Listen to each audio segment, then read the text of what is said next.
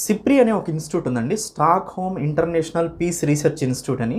ఈ SIPRI institute 2024 military స్పెండింగ్కి సంబంధించిన డేటాను రిలీజ్ చేస్తుంది. దీంట్లో ఇండియా మిలిటరీ స్పెండింగ్ మీరు తీసుకుంటే పాకిస్తాన్ ఖర్చు పెట్టిన దానికన్నా కూడా ఇండియా 9 రెట్లు ఎక్కువగా ఖర్చు పెట్టిందండి. భారతదేశం మిలిటరీ స్పెండింగ్ వచ్చేసి $86.1 బిలియన్ ఉంది 2024లో. ప్రపంచంలోనే 5వ అతిపెద్ద మిలిటరీ స్పెండింగ్గా భారతదేశం ముందుకొచ్చింది. ప్రపంచ దేశాల్లో అందరికన్నా కూడా 5వ ప్లేస్లో ఉంది భారతదేశం మిలిటరీ స్పెండింగ్లో. సో ఇది ప్రీవియస్ ఇయర్తో పోలిస్తే 1.6% ఇంక్రీజ్ చేసింది. పాకిస్తాన్ మిలిటరీ స్పెండింగ్ ఎంత తిప్పికొడితే 2024లో $10 బిలియన్ అంతే. సో మనది $86.1 బిలియన్, అప్రాక్సిమేట్గా $90 బిలియన్. గ్లోబల్ వైజ్గా మిలిటరీ స్పెండింగ్లో టాప్లో ఉన్న కంట్రీస్ని మనం గమనిస్తే యునైటెడ్ స్టేట్స్ ఆఫ్ అమెరికా, రెండోది వచ్చేసి China, 3 Russia, 4 Germany, 5 India. So China military స్పెండింగ్ని కూడా మనం ఒకసారి గమనించినట్లయితే చైనా $314 బిలియన్ ఖర్చు పెడుతుంది. ఇండియా అప్రాక్సిమేట్గా $90 బిలియన్ మాత్రమే ఖర్చు పెడుతుంది. చైనా మిలిటరీ స్పెండింగ్ కూడా 7% ఇంక్రీజ్ అయింది ప్రీవియస్ ఇయర్స్తో పోల్చుకున్నప్పుడు.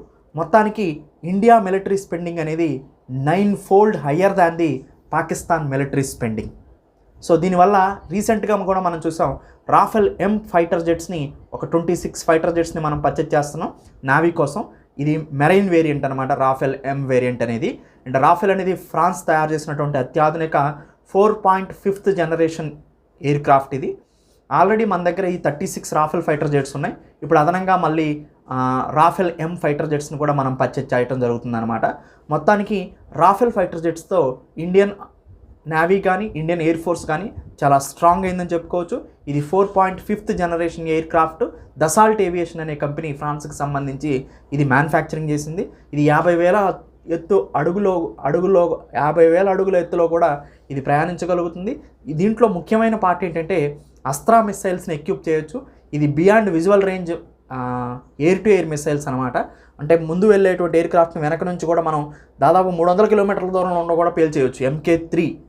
సో MK3 అనే Astra missile. అస్త్రాలో MK1, MK2, MK3 3 variants ఉన్నాయి. MK3 350 కిలోమీటర్స్ వరకు కూడా ఫైర్ చేయగలుగుతుంది అనమాట.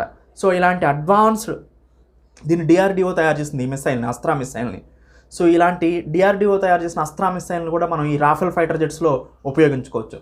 సుఖోయ్ 30 MKI కానీ లైట్ కాంపాక్ట్ ఎయిర్ క్రాఫ్ట్తో కానీ మన ఫ్లీట్ అనేది చాలా స్ట్రాంగ్గా ఉందని అర్థమవుతుంది. దీనికి తోడు బ్రహ్మోస్ మిస్సైల్ కూడా ఏ ప్లాట్ఫామ్ నుంచైనా మనం ఉపయోగించుకోవచ్చు, nuclear capable missile. Thank you.